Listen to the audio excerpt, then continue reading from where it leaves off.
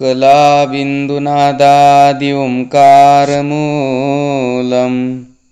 कलाज्योतिमव्यक्तमेकान्तशीलं कटाक्षं कृपातारकं दीनबन्धुं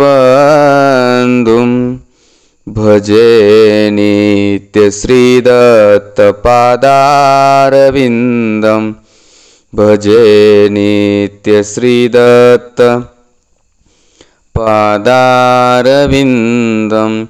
तया नमन माझे गुरुपदा जेने दाखविले असे आनंद कंदा तोपकार मजन फिटे कदा देवा परमानंदा तूच फेडी देवा परमानंदा तूच फेडी। श्री दत्तात्रेय महाराज की जय। सर्वज्ञ श्री चक्रधर स्वामी की जय। कालच्या सत्रामध्ये आपण उत्तरार्ध लीळा क्रमांक 94 क्रमांकाची लीळा श्रवण केली। आजच्या सत्रामध्ये उत्तरार्ध लीळा क्रमांक 95 क्रमांकाची लीळा आपण या यूट्यूबच्या माध्यमातून श्रवण करत आहोत अनुक्रमे। तर आपल्या लीळाचरित्र रूपी प्रवचनाला या ठिकाणी आपण सुरुवात करूयात। सुंदर अशा प्रकारची लीळा आहे, शेवटपर्यंत सर्वांनी श्रवण करावी, आत्मसात करावी अशी अपेक्षा या ठिकाणी व्यक्त करून आपल्या पोथी प्रवचनाला या ठिकाणी आपण सुरुवात करूयात। दंडवत हो आऊ स्तुती करणी गणपती अपयो कोपने। आऊ स्तुती करणी गणपत अपयो कोपने। सर्वज्ञ श्री चक्रधर प्रभू भगवंत ची स्तुती जेव्हा अंसा करतात तेव्हा सर्वज्ञ श्री चक्रधर प्रभू भगवंत गणपत अपयो वरती कोपतात। काय प्रकार आहे सविस्तरपणे आपण पाहूयात। औसे सराल्या गेली होती। औसा या सराळा नावाच्या गावी, ज्या ठिकाणी गणपत अपयो राहतात त्या गावी गेल्या होत्या। ते गणपती अपयो म्हणितले, हा आऊ आम्हासी गोसावियाचे दर्शन करा का। आणि जेव्हा औसा सर्वज्ञ श्री चक्रधर प्रभू भगवंताच्या सान्निध्यामधून साराळ्याला गेल्या त्यावेळेस गणपत अपयोची आणि औसांची भेट झालेली आहे। आणि औसाला गणपत अपयो म्हणतात, आऊ आम्हासी गोसाव्याचे दर्शन करा का, म्हणजे आम्हालाही एखाद्या वेळेस स्वामींचं दर्शन करावा ना, असं त्या ठिकाणी औसाला गणपत अपयो म्हणतात। नारे चक्र स्वामीचा ठाई मान मान्यता नाही। आणि मग असा औसाला गणपत अपयो म्हणल्याच्या नंतर औसा गणपत अपयोंना म्हणतात, नारे चक्र स्वामीचा ठाई मान मान्यता नाही, आव्हान विसर्जन नाही, तेथराया रंकासरी। काय म्हणतात औसा पहा गणपत अपयोंना की नारे चक्रधर स्वामींच्या ठिकाणी मान मान्यता मिळत नाही, आव्हान विसर्जन नाही। तिथं राजा असो किंवा रंक असो, श्रीमंत असो किंवा गरीब असो, तिथे सगळ्यांना समानतेचाच अधिकार आहे, असं औसा या गणपत अपयोंना म्हणतात।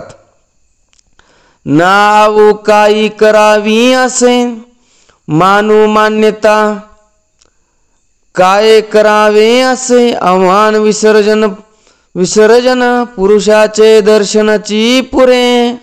मग गणपत अपयो सुद्धा म्हणतात, अहो काय मानमान्यता, आम्हाला काय मानमान्यता लागते का, मानमान्यता नको आम्हाला, किंवा आव्हान विसर्जन नको आम्हाला, आम्हाला नुसुद्ध पुरुषाचे दर्शनाची पुरे, म्हणजे आम्हाला नुसुद्ध स्वामींचं दर्शन झालं तरी बस, असं त्या ठिकाणी गणपत अपयो औसाला म्हणतात। हो का रे तरी चाला।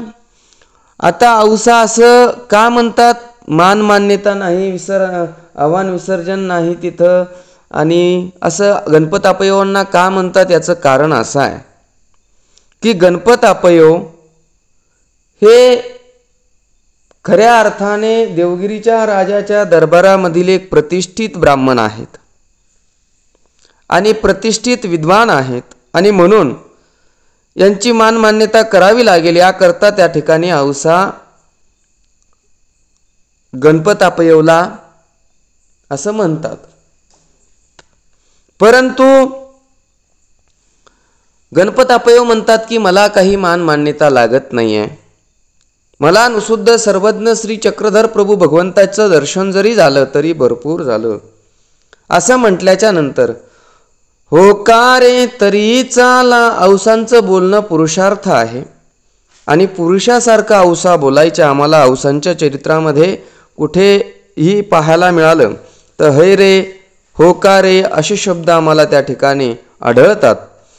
तर पुरुषार्थ बोलणं हो का रे तरी चाला, मग चल माझ्यासोबत मी तुम्हाला दर्शन करून करवते. मग गोसाव्याची दर्शनाले आणि मग औसा आणि गणपतापयो स्वामींच्या दर्शनाला आले.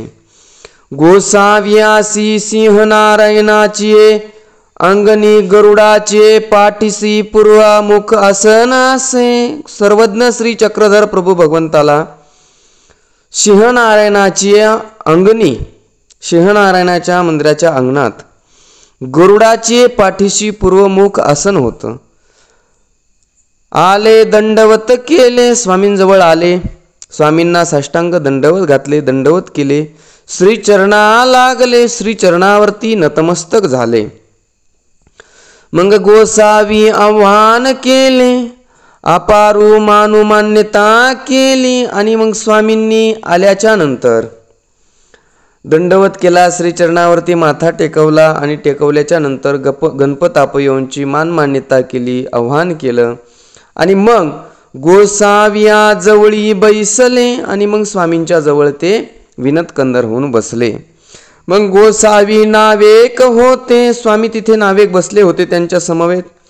मग गंगेकडे विजय केले, स्वामी गंगेकडे गेलेले आहेत.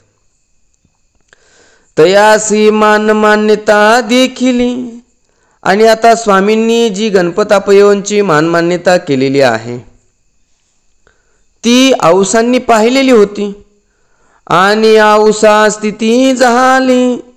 गणपतापयोंची जी काही मान्यता केलेली आहे ते पाहून औसांना स्थिती झाली, स्थितीचा संचार झाला, म्हणजे अकृत्रिम अशा प्रकारचा आनंद त्या ठिकाणी त्यांना झालेला आहे, स्थिती झालेली आहे. सिंहनारायणाचा दारवंटा बाबूळ होती, तेवरी वळगली आणि मग स्थितीच्या भरामध्ये त्या सिंहनारायणाच्या अंगणामध्येच दारवंठ्याजवळ एक बाबळीचं वृक्ष होतं आणि त्या वृक्षावरती औसा गेलेली आहे, चढलेली आहे आणि म्हणती गोसावी कामधेनु, गोसावी कल्पतरू, गोसावी चिंतामणी. आणि मग त्या वृक्षावर जाऊन त्या असं म्हणायच्या औसा की गोसावी कामधेनू आहेत, गोसावी कल्पतरू आहेत, गोसावी चिंतामणी आहेत. ज्याप्रमाणे कामधेनू जो पदार्थ मागितला, जो पदार्थाचा उल्लेख केला ती कामधेनू पुरवते, त्याप्रमाणे गोसावी कल्पतरू, कल्पतरू वृक्ष जो आहे तो त्या वृक्षाखाली बसून कल्पना केली, तो कल्पतरू वृक्ष आपली जी कल्पना आहे ती पुरवतो. चिंतामणी म्हणजे जे मणी आहे तो चिंता केली, चिंता करून ती मणी प्राप्त करून घेतला, तो मणी त्या ठिकाणी प्राप्त होतो. असा स्तुती करू लागल्या की एका वृक्षाची आणि एका कल्पतरूची, एका कामधेनूची, एका वृक्षाची आणि एका चिंतामणी मण्याची सरी त्या ठिकाणी त्या परमेश्वराला देऊ लागलेले आहेत स्थितीच्या भरामध्ये. ते म्हणती ऐसे होय आऊ देवी. आणि ते गणपतापयो सुद्धा तिथे औसांचं ते ऐकत होते आणि ऐकून औसांना प्रतिसाद देतात, हो बरोबर आहे, असंच आहे, गोसावी कल्पतरू आहेत, गोसावी कामधेनू आहेत, गोसावी चिंतामणी आहेत, असं गणपतापयो सुद्धा त्या ठिकाणी म्हणतात. तव गोसावी विजय केले, तितक्यामध्ये स्वामी त्या ठिकाणी येतात वापस परत. दारवंटा उभे राहिले, स्वामी येऊन दारवंट्याजवळ उभे राहिले चरणचारी. मग म्हणितले, हे काही भट्टो तुम्ही विद्वांस. आणि हे ऐकून हे जे काही चिंतामणी, कामधेनू, कल्पतरू असं हे औसांच्या मुखाने ऐकत आहेत ते वेगळं भाग पडला. परंतु विद्वान असणाऱ्या ब्राह्मणाच्या मुखातून म्हणजे गणपतापयोंच्या मुखातून बरोबर आहे असं म्हणणं हे स्वामींना काही पटलं नाही. आणि स्वामी म्हणतात गणपतापयोंना, हे काही भट्टो तुम्ही विद्वांस, काही शास्त्र जाना, हे आऊ स्त्री मनोक्ष, ये काही स्तुती करीते असती, तुम्ही काही तोखत असा. गणपतापयोला स्वामी म्हणतात, अहो ही औसा स्त्री आहे, तिला काही तितकंसं ज्ञान नाही, परंतु तुम्ही विद्वान ब्राह्मण आहात, तुम्ही शास्त्र जाणतात, आणि तरीही तुम्ही तिने म्हटलेल्या शब्दाला तोखत आहात, काहीच बोलत नाहीत, उलट वावा करत आहात, बरोबर आहे असं म्हणत आहात. कामधेनू ते एकाची दारीचे ढोर. कामधेनू गाय ही एका दाराची ढोर आहे, म्हणजे एका दारामध्ये बांधलेलं एक जनावर आहे. तैसा काही परमेश्वर काय तसा आहे का की एका व्यक्तीच्या दारामध्ये बांधलेल्या ढोराची बरोबरी परमेश्वराला लावता का तुम्ही, असं स्वामी त्या ठिकाणी म्हणतात. कल्पतरू तो एकाचे दारीचे झाड. कल्पतरू वृक्ष हा एखाद्या व्यक्तीच्या दारातील वृक्ष आहे, झाड आहे. तैसा काही परमेश्वर, तसा काय परमेश्वर आहे का एखाद्या व्यक्तीच्या दारातील वृक्ष.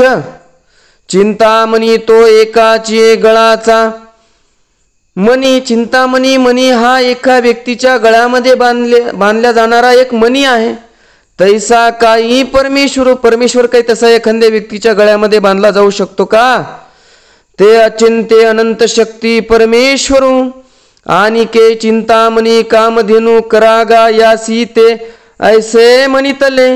आणि औसाची स्थिती भंगली. आणि मग स्वामी म्हणतात, परमेश्वर तर काही असा आहे का एकाच्या गळ्यामध्ये बांधला जाऊ शकणारा, किंवा एखाद्याच्या दारामध्ये बांधला जाऊ शकणारा, किंवा एखाद्याच्या दारामध्ये वृक्ष होऊन राहणारा, असा परमेश्वर आहे का. परमेश्वर तो अनंत शक्ती परमेश्वर आहे, अचिंत्य अनंत शक्तियुक्त परमेश्वर आहे.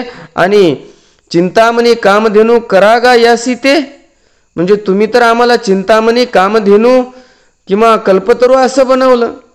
ऐसे म्हणितले. आणि औसाची स्थिती भंगली. असं म्हणताच क्षणी औसांनी ते ऐकलं आणि औसांची स्थिती भंगली. जी स्वामी जगन्नाथा राजमान्यो ब्राह्मणोजी. मग औसा लगेच स्थिती भंगल्याच्या नंतर स्वामींकडे येतात आणि स्वामींना म्हणतात, जी स्वामी जगन्नाथा, ब्राह्मण जो आहे राजमान्य ब्राह्मण आहे, राजसभेमध्ये मानमान्यता राजमान्यता त्यांना त्या ठिकाणी मिळत असते. की जेल ते मजची की जो, जे काही करायचं आहे ते मजची की जो, मलाच शिक्षा पण करा, असं औसांचं म्हणण्याचा यथार्थ आहे थोडक्यात. म्हणून उतरली मग श्रीचरणा लागली अंक. आणि असं म्हणून औसा खाली उतरल्या वृक्षाच्या आणि स्वामींच्या श्रीचरणाला लागल्या. अशा प्रकारे आपल्याला त्या ठिकाणी बोध मिळतो की सर्वज्ञ श्री चक्रधर प्रभू भगवंतालाची स्तुती एखाद्या कामधेनूमध्ये किंवा चिंतामणी मण्यामध्ये कधी करता कामा नये. सर्वज्ञ श्री चक्रधर प्रभू भगवंत या ठिकाणी कोपतात. म्हणजे परमेश्वराची सरी कुणालाही येऊ शकत नाही. अनित्य अनंत शक्तियुक्त तो परमेश्वर आहे, चैतन्यापर परमेश्वर आहे. जीवाची आणि देवाची सरी कधीही येऊ शकत नाही. त्या परमेश्वराची शक्ती अनंत पटीने कित्येक पटीने थोर आहे. आणि म्हणून त्या परमेश्वराला आपलंसं करून घेण्याकरता त्या परमेश्वराची भक्ती, श्रद्धा, भाव आणि त्या परमेश्वराची स्तुती त्या ब्रह्मविद्याशास्त्राप्रमाणेच केली पाहिजे, त्या मूर्तिवर्णनाप्रमाणेच केली पाहिजे. नाहीतर आपल्या मनाने असं काही कल्पतरू वगैरे लावून आपण ती स्तुती करता कामा नये, असं आपल्याला या ठिकाणी बोध मिळतो. आणि म्हणून आजची लीळा या ठिकाणी आपली संपली आहे. पुढील लीळा उद्याच्या सत्रामध्ये पाहूयात. दंडवत प्रणाम.